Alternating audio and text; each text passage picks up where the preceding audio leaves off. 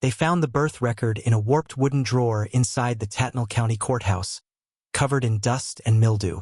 A clerk who had been there 40 years said he'd never seen handwriting like it, the kind that shook at the edges like whoever wrote it wasn't sure they should. 1930, April 4th. The mother listed was Ethel May Carter, age 14. The father, blank. The child's name, Samuel James Carter. But below, in the remarks section, a strange correction had been made in pencil, almost erased. It said, "Child belongs to household of M. Carter, relationship, unclear." That M. Carter was Mary Ellen Carter, Ethel's own mother.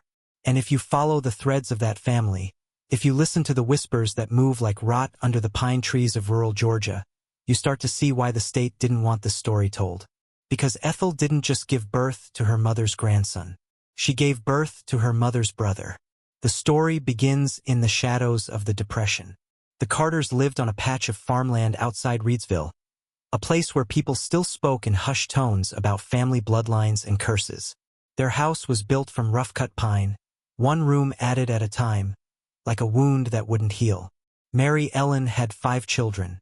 Her husband, Thomas, died in a sawmill accident when Ethel was 9. They said he was pulled into the teeth of the machine or maybe pushed, depending on who you asked. After he was gone, Mary Ellen was seen less in town. When she did come, she kept her eyes low and her hands clenched around the coin purse that used to be her husband's. By 1929, Ethel was growing into what people called trouble, not because of anything she did, but because of what she reminded men of: youth, softness, the kind of beauty that drew the wrong kind of attention. Neighbors said Mary Ellen started locking her in the house at night, but others claimed they saw lights flicker inside long after the others went to sleep. No one talked about what really happened that winter. The family's nearest neighbor, an old man named Givens, said he heard arguing from the Carter place one night, followed by a woman's cry, "Lord, don't let her be punished for my sins." He said it was Mary Ellen's voice. He never forgot the sound. When Ethel began to show signs of pregnancy, she was hidden from the world. The town preacher came once, tried to ask questions, but Mary Ellen told him the devil had already made his claim on their family and there was nothing he could do. The baby was born in the house, with no midwife and no doctor. What's strange, what's impossible, is what came after.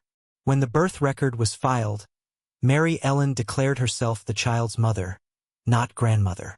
Ethel, the real mother, was listed only as witness. But Ethel's name appears again years later in census records, living in the same house, raising the same child under the name Aunt Ethel. The family line folds in on itself like a snake eating its tail. You can almost picture that house, standing alone on red clay and surrounded by dying corn. A mother and daughter trapped inside, one terrified of the sin she's carried, the other carrying its proof in her arms. And the child, little Samuel, growing up calling his mother Aunt Ethel, and the woman who birthed his mother Mama. The deeper you dig, the more the dates blur, and the less the story feels like history. It starts to feel like something else, like a punishment that was never lifted. Because some stories don't survive through words. They survive through silence, through the way a family avoids mirrors, through how a house starts to rot in one corner before the rest follows. When Ethel turned 21, she left Georgia. No record of where she went, no marriage certificate, no grave. Only Samuel stayed under Mary Ellen's name. And when he was old enough, he married a girl from down the road, started a family, and carried the Carter bloodline forward, unknowingly carrying both his mother's and grandmother's sins in his veins. But in 1952, a county health officer inspecting the local cemetery found something chilling. 2 gravestones side by side, Mary Ellen Carter and Samuel Carter. Same surname, same birth date listed for the woman's brother in an earlier church registry, though the stone called her mother. Someone had gone back through the records, altered them, and tried to erase the truth. But you can't erase blood. And when you trace the birth certificates, the baptism logs, the census, the handwriting, they all point to one impossible conclusion. The daughter gave birth to her mother's brother. And the town, Reidsville, Georgia, has been pretending not to know it for nearly a century. The real question isn't how it happened. It's why it was allowed to. Because somewhere in those pine woods, someone made a choice. Someone decided a secret was worth more than a soul. And if you've ever wondered how generational curses are born, this is how: one silence, buried under another. The further you look, the more you'll realize this isn't a story about one family. It's about how America hides the things it can't bear to name, how shame becomes inheritance. And it always begins the same way, with a young girl who isn't believed, and a mother who can't bear to face what she's done. They say the land remembers, that even when men forget, when paper fades and ink dissolves, the soil holds the truth. In Georgia, that truth seeps up through the clay like blood after a storm. By the time Samuel was 12, the Carter farm had gone quiet. The cornfields were bare, the animals gone. Ethel was nowhere to be seen, and Mary Ellen had grown frail, her mind sliding between decades. The neighbors called her Old Miss Mary, and the children whispered that she could speak to the dead. But Samuel didn't believe in ghosts. Not yet. He only knew that some nights, his grandmother would call him by another name, Tommy, the name of her dead husband. She'd grab his wrist too tightly, her eyes wild, and whisper things no child should ever hear. "You came back," she'd say. "You couldn't stay away." He'd pull his arm free and run outside, gasping for air, wondering why the world around him felt so wrong. Why his reflection in the creek sometimes looked older than he was. Why every photograph in the house had someone's face scratched out. Years later, a local historian found something in the county archives. A journal belonging to the preacher who had served the Carters parish in the 1930s. The pages were brittle, but one entry was clear. Visited the Carter home again. The girl E.M. has been removed from public sight. The mother insists she is protecting her. But I fear the sin that stalks that household was born not of the devil, but of man. The historian noted something else. The journal was dated 1 week before Ethel gave birth. It's strange how secrets rot. They don't vanish, they grow. By 1940, 3 members of the Carter family were dead, all listed as consumption. But the death reports don't match the medical records. And in the doctor's ledger, beside each Carter name, there's a single word written in the margin: cause. People started avoiding the property altogether. They said Mary Ellen had cursed it, that she'd buried something behind the barn. Not a person, but a sin. One old farmer, who lived just a few miles away, recalled seeing Ethel again years later. He said she came back to the house once, during a thunderstorm, thin as a rail and shaking. He watched her from his porch as she stood in front of the old Carter home, her hands pressed to the front door but never going inside. She left before morning. No one ever saw her again. The land took on a kind of sickness after that. Strange things started happening. Cattle refusing to graze near the fence line, wells running dry without reason, birds circling overhead but never landing. And people said that if you stood outside that house at night, you could hear a baby crying from inside, though no one had lived there for years. When the county finally repossessed the property in the 50s, they found the place exactly as it had been left. The furniture, the photographs, even the cradle. But the cradle held something strange. A bundle of yellowed cloth, and inside it, a small wooden carving. A woman's face, split down the middle. One side peaceful, the other screaming. Investigators wrote it off as superstition, but others knew better. The Carter family had been trying to carve their guilt into something physical. Something they could see so they wouldn't have to feel it anymore. Samuel left Georgia soon after. Joined the army, fought in Korea, came home with a medal and a limp. People said he never spoke of his past. Never married again after his wife died in childbirth. He was buried in 1971 beside Mary Ellen, though there was no reason they should share a grave. But that's how families like this end. Tangled, confused, inseparable in death as in sin. A century later, if you trace the Carter lineage, you'll find that every generation carries a pattern. A missing daughter, a hidden pregnancy, a silence that no one dares to break. It's as if that one act in 1930 rewrote the family's blood. If you visit Reidsville today, the old Carter property is gone.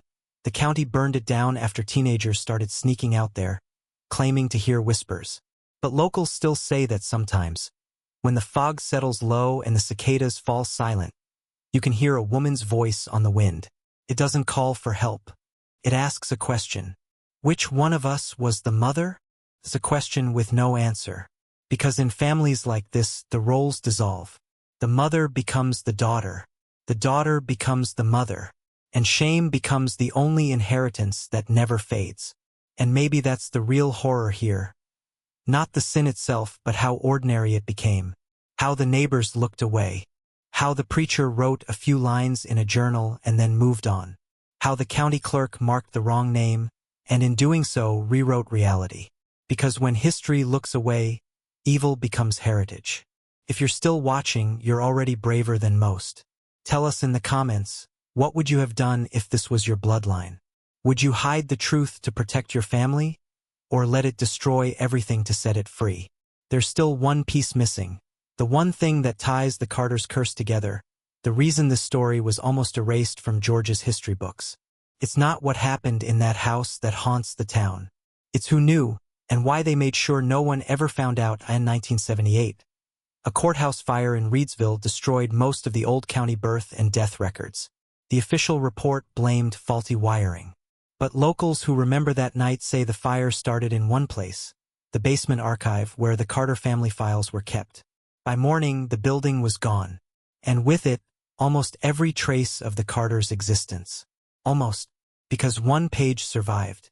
A single, half-burned affidavit pulled from the ashes by a clerk named Howard Mills. He said it was the strangest thing he'd ever seen. Paper blackened on all sides, but one line still perfectly legible. It read, Affidavit of Blood Relation, submitted by Reverend J. M. Hargreaves, 1931. And beneath it, 3 words, mother and daughter. No names, no explanation, just that. Howard kept the page in his desk for years. When he retired, he passed it to a young historian working at the local museum, who tried to trace the handwriting. The ink matched a series of letters written by the same Reverend Hargreaves to the state registrar, letters that were never mailed. They were found bundled together behind the baseboards of the old rectory when it was demolished in 1994. In them, the Reverend wrote about a spiritual disease spreading through one family, a sickness of shame and desire that he could not name. He said he had tried to report it to the sheriff, but was told to leave the Carters be. The sheriff's name was Luther Hollis, a man known for settling things quietly. Hollis had been the one to take Thomas Carter's death report in 1926, the sawmill accident. But when that file resurfaced decades later, the handwriting on it didn't match Hollis's own. Someone had forged it. The Reverend's last letter is dated the day after Ethel's son, Samuel, was born. His words tremble with fear. The girl bore her child alone, under her mother's roof. The mother called it a miracle. I called it what it was, sin upon sin. But when I tried to speak of it, Mary Ellen came to me herself. She said the law would not protect her daughter, that if the truth came out, the town would eat them both alive. She said she would make it right in her own way. I believed her. That was my final mistake. After that, the Reverend disappears from the record. His church burned down later that same year. Some say it was an accident. Others whisper that Mary Ellen herself struck the match. The truth, buried for nearly a century, only began to surface when a genealogist from Savannah started mapping family DNA records in 2012. She found something that didn't make sense. 2 Carter descendants whose genetic profiles were too close. One man's grandmother was listed as his great-aunt. The line doubled back on itself. She followed the trail through census data and church records, until she hit a dead end, that 1930 birth in Tattnall County. She reached out to the county historian who told her off the record that she wasn't the first to ask, that others had come before her, curious about the Carters. But they all stopped digging after they received anonymous letters. Each letter said the same thing, let the dead keep their stories. And maybe they were right, because if you visit the Reidsville cemetery now, there's a patch of ground near the back where nothing grows. It's where the Carter graves were relocated after the old churchyard eroded. 3 stones. Mary Ellen, Samuel, and a small unmarked slab.